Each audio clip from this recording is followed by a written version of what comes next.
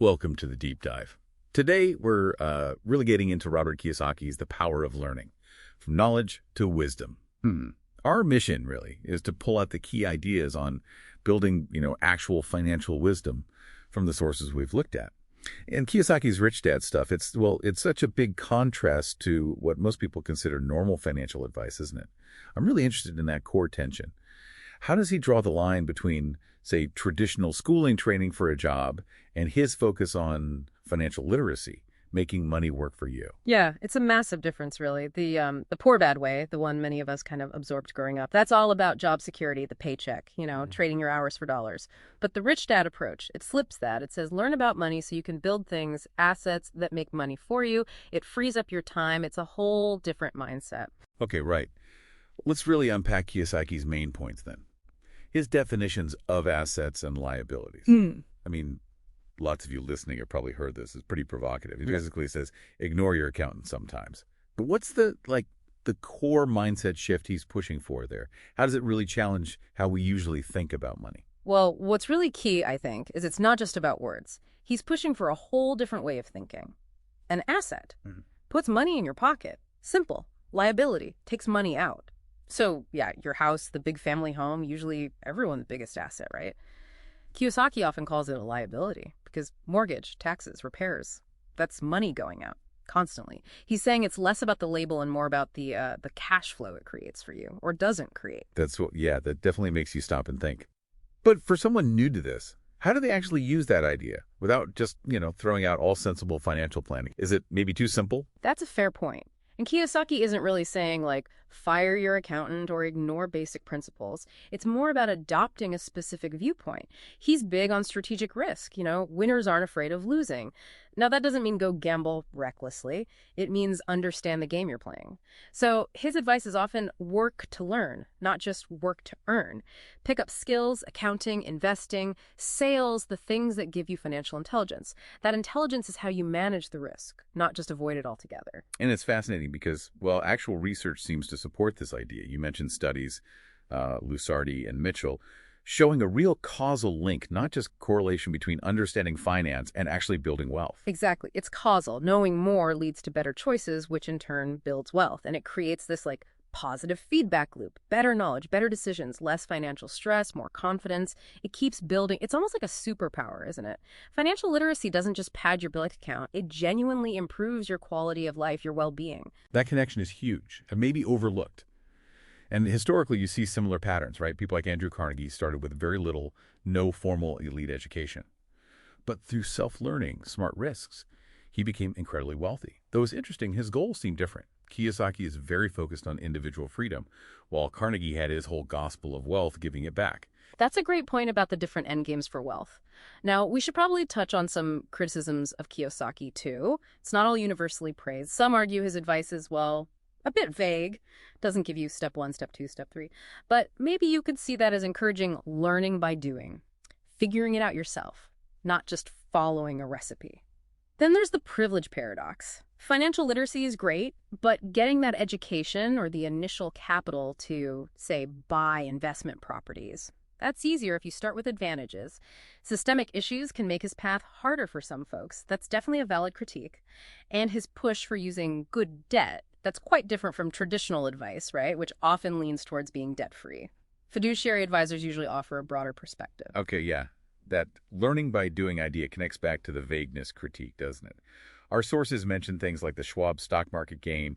How do those kinds of practice runs actually turn head knowledge into real skill? Can it actually influence careers? Oh, absolutely. That Schwab game or similar simulations, they let you play with investing strategies without risking your own cash. You learn about diversification, how markets swing, managing risk, but you learn it by doing it. It sticks way better than just reading a book. That kind of active practice builds real skills, sure, but also confidence. And yeah, that can absolutely shape where you go professionally. It's the difference between knowing about swimming and actually being able to swim.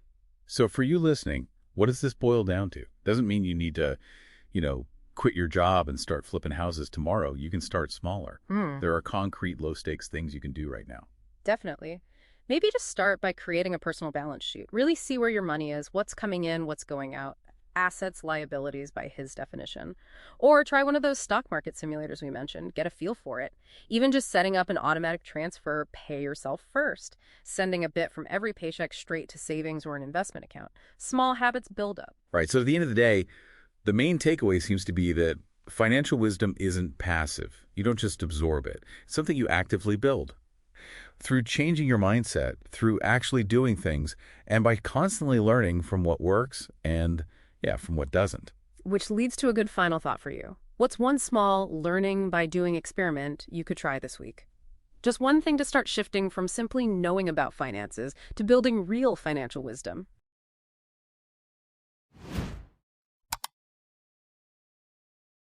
Okay, let's unpack this. When you hear salesperson, what image pops into your head? Yeah, it's probably, that fast-talking, maybe a bit pushy, deal closer type, focused purely on the commission. Exactly. But what if that whole stereotype is just, well, totally outdated?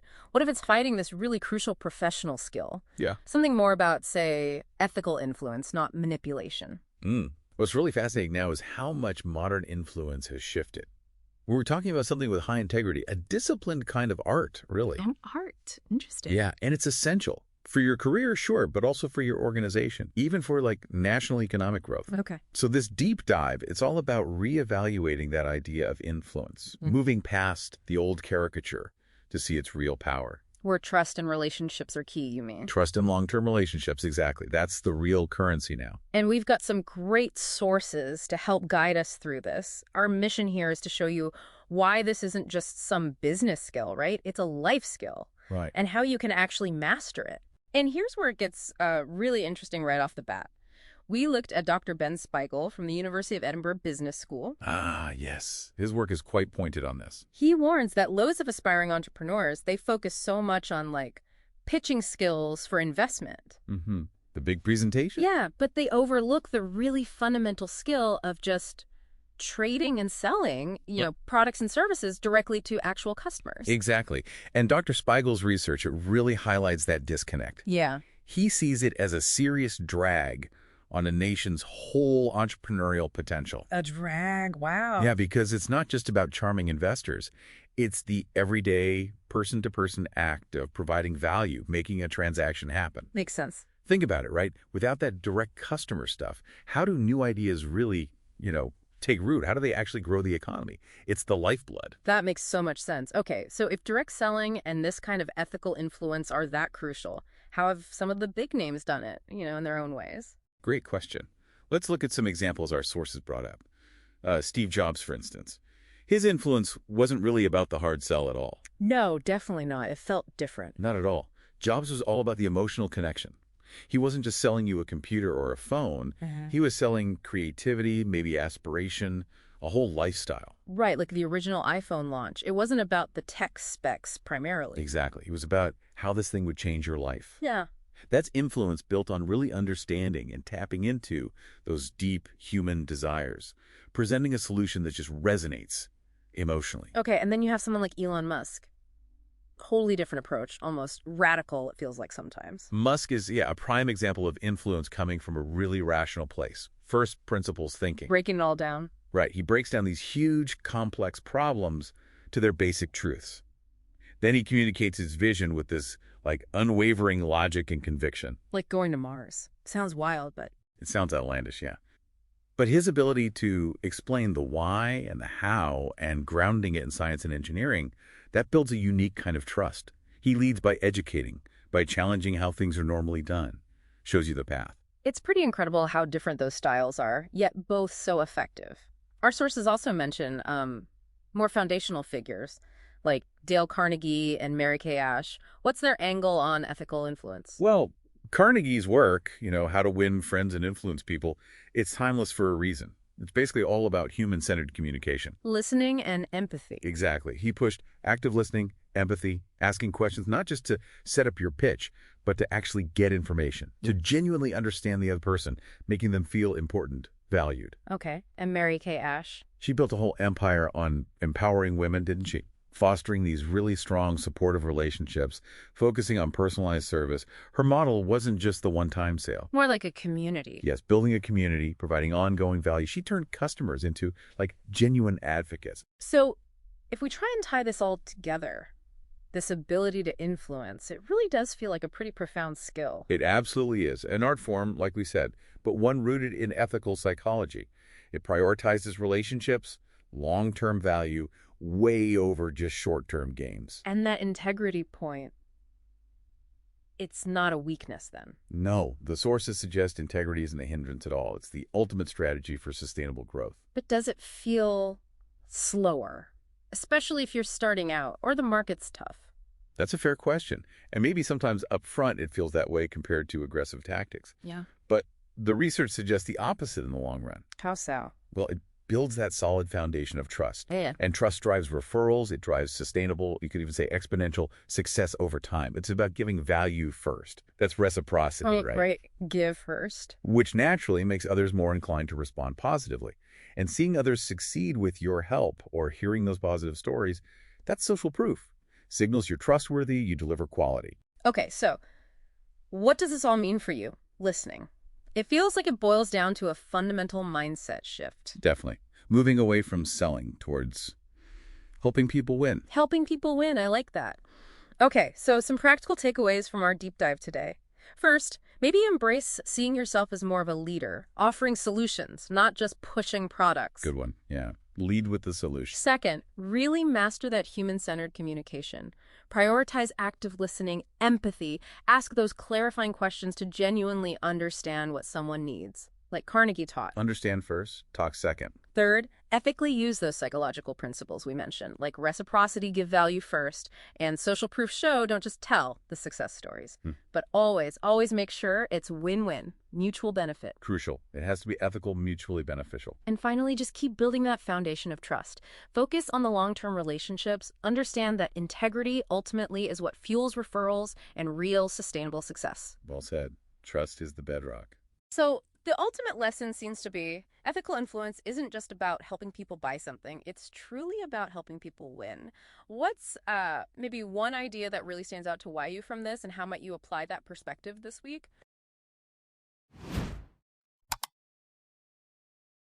We're often told debt is, a trap, a burden, something you absolutely have to avoid. Right. That's the standard advice. But what if it's actually a secret weapon? Something the wealthy use. That's exactly what we're diving into today. Robert Kiyosaki's Rich Dad, Poor Dad. Specifically, episode 13. He completely reframes debt. Yeah, turns the whole idea on its head. Our mission here is to really unpack his concepts. Good debt, other people's money, OPM. We'll look at how it stacks up against, say, traditional advice, and even what the super rich actually do. Think of this as a shortcut to understanding a pretty different way of thinking about money. And you might be surprised. Some of Kiyosaki's ideas, while they sound radical, actually have roots in standard corporate finance, even government finance. Okay, so let's start there. Kiyosaki makes this big distinction, right? Good versus bad debt. Absolutely. Bad debt, for him, is simple. It buys liabilities, things that take money out of your pocket. Like credit card debt, car loans. Exactly. And controversially, he even lumps in your primary mortgage. Whoa, okay. Most people see that as an investment, building equity. But Kiyosaki focuses purely on cash flow. He'd say, look, the mortgage payment, the taxes, the upkeep, that's cash leaving your pocket each month, you're paying, not earning from it directly. Got it. So it's all about the direction the cash is flowing. Precisely. Which brings us to good debt. Which is the opposite, I assume. Right. Good debt buys assets, income-producing assets, things that put money into your pocket. Like borrowing to buy a rental property. Perfect example. If the rent covers the mortgage, taxes, insurance, maintenance, and leaves you with a profit each month, that loan is good debt in his book. Okay, that makes sense. It's funding something that generates income. And that leads directly into leverage, or OPM, other people's money. Using borrowed money to make money. Yeah, it's about magnifying your power. Think about it. You have $100,000. You invest it, it grows 10%. You make $10,000. Right. Decent. Okay. Now, use that $100,000 as a down payment on a $500,000 property. You borrowed $400,000, that's OPM. If that $500,000 property appreciates 10%, that's a $50,000 gain. Wow, okay. Compared to the $10,000 gain before. Exactly. On your initial $100,000, that $50,000 gain is a 50% return. Leverage magnified your result. But that sounds, well, risky. Magnification works both ways, doesn't it? It absolutely does. That's the crucial catch. It's a double-edged sword. So if that property value drops 10%, Your $50,000 gain becomes a $50,000 loss. That could wipe out half your initial investment very quickly. A bigger drop could mean financial ruin. Leverage amplifies losses just as powerfully as gains. which really brings us to the clash with conventional wisdom. Someone like Dave Ramsey. Oh, definitely. Ramsey's philosophy is much more about security, peace of mind. Get out of debt, stay out of debt. He calls it bondage. He focuses on the psychological win, right? The debt snowball method. Pay off small debts first for motivation. Exactly. It's behavioral. Kiyosaki is more mathematical, focused on the potential returns. Use low-interest debt to buy assets that yield higher returns. So are they just completely opposite? Not necessarily. You could see them as stages. Kiyosaki himself says, clean up your bad debt first. Ah, interesting. So maybe get your consumer debt handled, Ramsey said. And then, once you have discipline and education, maybe consider Kiyosaki's strategic use of good debt. It's not an either-or for everyone. And this idea of leverage, it's not just for individuals trying to get rich, is it? Oh, not at all. It's fundamental to, modern capitalism. Companies borrow constantly to fund expansion, research, operations. Governments issue bonds. That's debt to fund everything. Like the U.S. national debt, it's been around forever. Since the Revolutionary War, basically. Yeah. And think about Warren Buffett. Publicly, he warns average folks about borrowing. Yeah, be careful with leverage. But a huge part of Berkshire Hathaway's success comes from insurance float. Explain that. Insurance companies collect premiums up front, but only pay claims later. That pool of money they hold in the meantime, that's float. Buffett gets to invest that massive amount of money, essentially OPM, often at zero cost, before claims are paid. It's a brilliant, low-risk form of leverage. So even the cautious icons use it, just perhaps in very specific, controlled ways. Exactly. It's about the type of leverage and the risk involved. Still, there are big warnings. Charlie Munger's quote comes to mind. Smart men go broke 3 ways. Liquor, ladies, and leverage. A very stark reminder. Yeah. Leverage multiplies mistakes. It multiplies losses. That's the core risk. And Kiyosaki himself, he's faced criticism, hasn't he? Yes. Questions about whether Rich Dad was a real person, criticisms that the books are light on specifics and push you towards expensive seminars. I remember hearing something really weird, like using a cat as a business partner. Yeah, some advice has definitely raised eyebrows, seen as potentially irresponsible or impractical. Plus, the practical risk is always there. Depending on constant positive cash flow is risky. What if tenants leave? What if the economy tanks? That good debt can turn bad pretty fast. It absolutely can if things go wrong and you don't have buffers. Okay, so wrapping this up, what's the bottom line for you listening? We've seen Kiyosaki's challenge to conventional thinking, a contrast with debt avoidance, how giants like Buffett use leverage cleverly. So is good debt the secret path or just a gamble? Well, the deep dive suggests it's really neither, inherently. It's a tool, a powerful one. And like any powerful tool, its outcome depends entirely on the user. Meaning your financial knowledge, how much homework you do, how you manage risk? Exactly. So maybe the path involves phases. First, tackle that bad debt. Build a solid foundation. Maybe use something like the debt snowball. Get your house in order first. Then, education. Really understand investing, cash flow, markets, financial literacy is key. And only then maybe consider strategic good debt. With eyes wide open to the risks, ask yourself, what's the real return potential versus the interest rate?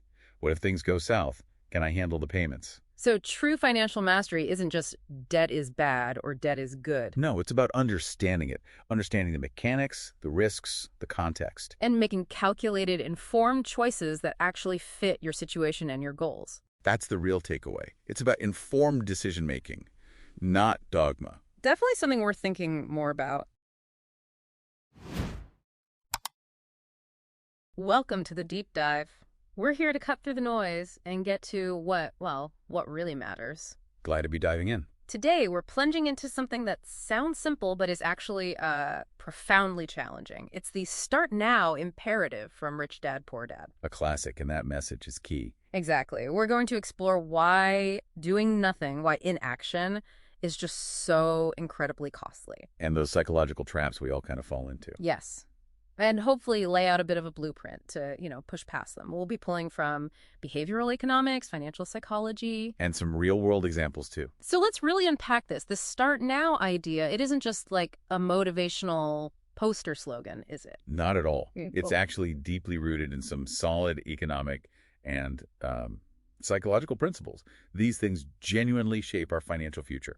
Which leads to that big question. What if the real barrier to building wealth isn't not having enough money? What if it's something, I don't know, internal, more insidious? Well, what's fascinating here, I think, is this concept of opportunity cost. It sounds a bit academic, maybe. Yeah, break that down a bit. Okay, so financial inaction, just not doing anything. It feels neutral, but it's not. It's actually an active decision, and it has a real quantifiable cost. Okay. Think about it like this. Delaying an investment, maybe putting it off for just 5 years, over a 30-year time frame based on, say, historical S&P 500 returns, you could miss out on truly significant gains. Wow, okay. 5 years doesn't sound like that long in a 30-year picture, but the impact is. It's huge. That's real money. You, the listener, are potentially leaving on the table just by waiting. And here's where it gets really interesting, right? Because that opportunity cost gets amplified like crazy by compounding. Exactly. The exponential power of compounding. It's almost mind-boggling how small actions taken early create such a massive difference later on. It really does feel like magic if you start late and see what others achieved. Time is absolutely the key ingredient here. Which makes starting early just critical. Yeah. Or like Mark Twain supposedly said, the secret of getting ahead is getting started. It sounds so simple. So why then does actually starting feel so incredibly hard for so many of us? It can't just be laziness or lack of willpower. No, it really isn't. This raises a really important question. There are complex internal roadblocks. Like what? Well, beyond what people call analysis paralysis, feeling stuck because of fear or anxiety or just too much information. Information overload, definitely. Right. There's almost this freeze state. It's like our brains perceive a threat, maybe the threat of making a mistake. Yeah. And they just shut down. You can't focus, can't act. That's a powerful way to put it, a freeze state. Almost like being stuck in what Kiyosaki calls the rat race. Exactly. That cycle of just working to cover bills instead of building assets that generate income for you. And it's not just that general feeling of being frozen, is it? There are specific mental shortcuts, biases that actively mess with our financial choices. Absolutely. Cognitive biases. Yeah. And many of you listening probably know these, but let's quickly connect them to finance. Take present bias. Okay. That's basically prioritizing, say, that daily fancy coffee splurge over putting that same money into long-term savings or investments. Immediate reward feels better. The immediate gratification trap. I have to admit that daily coffee definitely calls to my own present bias. Guilty as charged. We all feel it. Then there's loss aversion. This makes us avoid a potentially beneficial calculated risk, simply because the fear of losing today feels stronger than the potential gain tomorrow. So even if the odds are good, the fear of loss stops us. Precisely. And you've got the sunk cost fallacy. That's like holding on to a failing investment just because you've already put so much time or money into it, even if logically you should cut your losses. Right, throwing good money after bad. And finally, anchoring. This might mean you end up overpaying for, say, a house just because you got anchored to the initial high asking price, even if the market suggests it's worth less. Okay, so putting all this together, what does it actually mean for how we should approach building wealth? Kiyosaki's whole start now thing, it seems to fundamentally challenge some very traditional financial advice. It really does. It shakes things up. Let's look at saving, for example. Okay. Conventional wisdom is save cash, build a safety net. Yeah. Kiyosaki, though, controversially says saving is losing, and even cash is trash. Why? Because of inflation eroding its value over time. So his push is to... His push is to move capital out of just sitting there and into assets that actually generate income, things that work for you. That is provocative. But, I mean, isn't having some cash for emergencies, essential? How do you balance that need for a safety net with this idea of investing right away? It's absolutely about balance and crucially about financial education. Kiyosaki believes that education helps you manage risk, not just avoid it. So it's learning by doing. Okay, so conventional advice often seems risk-averse, maybe rooted in a scarcity mindset. Right. Kiyosaki's view is more about understanding and navigating risk intelligently. And then there's debt. Ah, yes, the big one. Usually seen as bad. Conventionally, yes. Avoid debt at all costs. Huh. But Kiyosaki makes a key distinction between bad debt like high-interest credit cards for consumer goods, and good debt, Good debt. Like what? like taking out a loan, maybe a mortgage, for an income-producing asset. Think a rental property, for example, something that puts money in your pocket. So it's about how you use it. Exactly. There's that great analogy. Debt is like fire used correctly. It can cook your dinner. Used recklessly, it'll burn your house down. Yeah. The right path really depends on your individual situation and, importantly, your financial discipline. That reframing is quite powerful, taking something often viewed so negatively and seeing its potential as a tool. Okay, so let's make this concrete. What does start now actually look like day to day? Well, if we connect this back, that first step, it's often just an act of courage, maybe combined with some education. It doesn't usually require a huge pile of cash. Not about having thousands sitting around. Not necessarily. I mean, think about some famous self-made successes. Oprah Winfrey or Sarah Blakely. She started Spanx with, what, $5,000? Wow, yeah. Even Yan Kun, co-founder of WhatsApp, was apparently on food stamps when they started. These stories kind of show that drive and problem-solving ability are often way more valuable than having a lot of starting capital. So for everyday people listening, people like you and me, it really just boils down to taking an action. Just take the action to start. As Katrina Ramamurthy advises, you don't need to put in a lot of money initially. Just start with an amount you're genuinely comfortable with, even if it's small. Okay, so what's a practical, maybe low-risk way someone could embody start now today? A really good one, I think, is starting a side hustle. It could be anything, really. Yeah. Creating resume templates online, offering a skill you have, maybe doing rideshare service on weekends. So it's like a gateway. Exactly. It's a gateway to thinking like an entrepreneur, building something, and it's a direct counter to that analysis paralysis we mentioned. You're learning by doing, generating maybe a little extra income. Okay, so wrapping this all up then.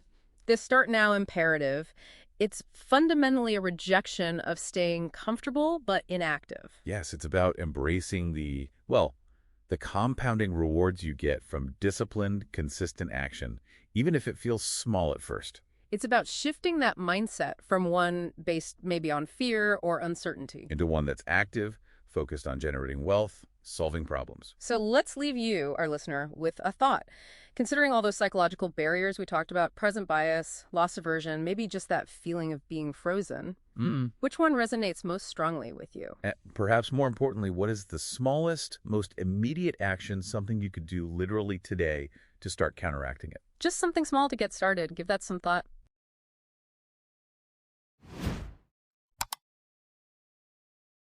Have you ever felt like the standard advice, go to school, get the job, save up, maybe doesn't quite cut it anymore? Yeah, like it's advice for a different era or something. Exactly. So today we're diving head first into Robert Kiyosaki's Rich Dad, Poor Dad. We're really pulling from his ideas around the new rules of money. Right, the blueprint for your future stuff. Our mission really is to unpack how Kiyosaki just completely challenges that old industrial age financial thinking. He pushes this totally different mindset, focusing on strategically getting assets that generate income. Yeah. So get ready, because we're going to rethink money, ownership, even how we look at debt. And what's really striking, I think, is that his whole philosophy, it's not just about getting rich. It feels like a response to how the economy's changed. You mean like stable jobs aren't really the norm anymore? Precisely. Those lifelong careers, kind of becoming relics. So this deep dive, we'll explore his principles. They're controversial, sure, but they stick around. Okay, like the difference between assets and liabilities. That's a huge one. And using debt strategically, plus the absolute need for, financial literacy today. Okay, so Kiyosaki talks a lot about the rat race. Yeah. Most of us are supposedly stuck in it. What is that exactly? And why does it challenge the idea of just working hard for a paycheck?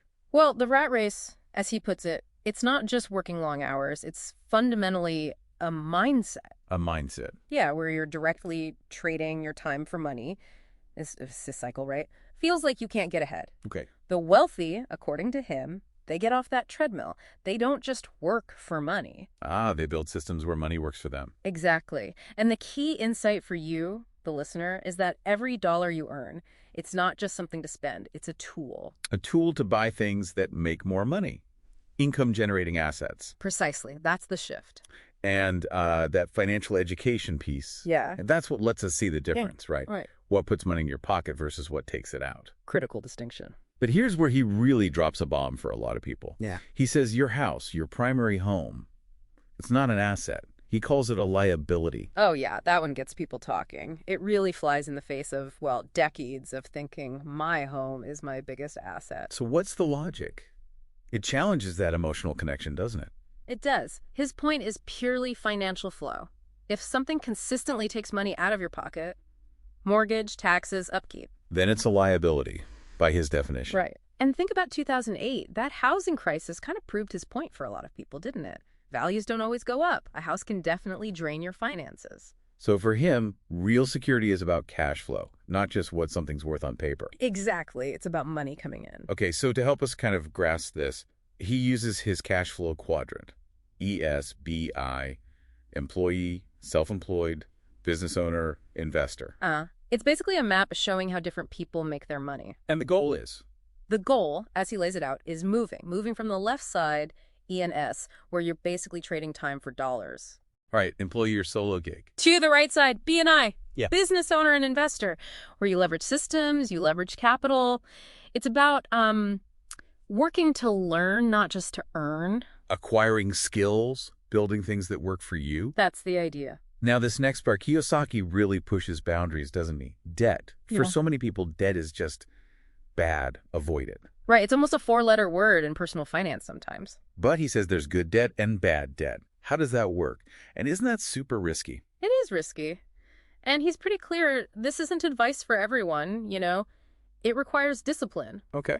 He sees good debt as leverage, a tool you use strategically to buy assets that produce income, like maybe investment properties. And bad debt. That's the stuff you use for liabilities, things that lose value or just cost money, cars, vacations, consumer goods. And Kiyosaki himself, he's been very public about having, what, over $1 billion in debt? Yeah, famously so. But, and this is crucial, debt is like fire. It can warm your house or burn it down. So it's for the disciplined investor, not just anyone. Very different from, say, Dave Ramsey's get out of debt completely approach. Totally different philosophy. For many people, maybe a more balanced, blended strategy makes sense, less extreme.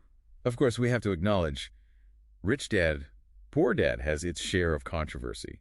People question if Rich Dad was even real. Right, there have been claims it's a myth. Plus, Kiyosaki's faced bankruptcies, lawsuits. So how does that affect the message? Well, it's kind of a paradox. The book's value, for many, isn't really tied to whether every detail is factually perfect. You mean the inspiration is the point? Yeah, the controversies almost keep the ideas alive, in discussion.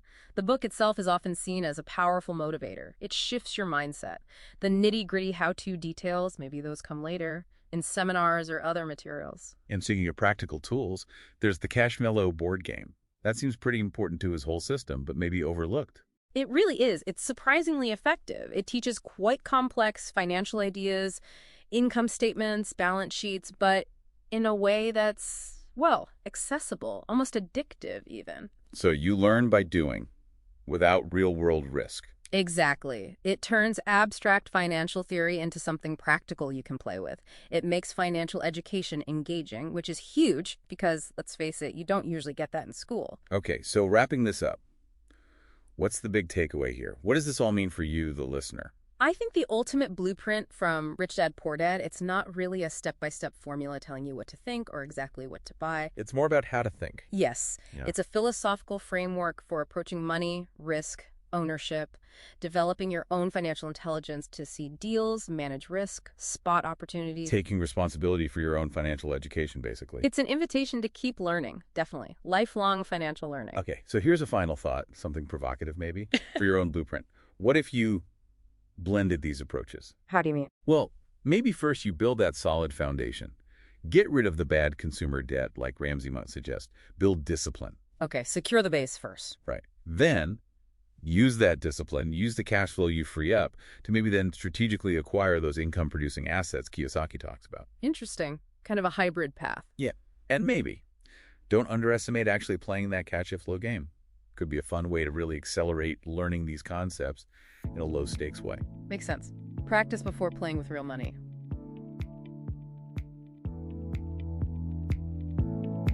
That's all for this episode of the Deep Dive Cast. Thanks for joining us. We hope you gained some valuable insights.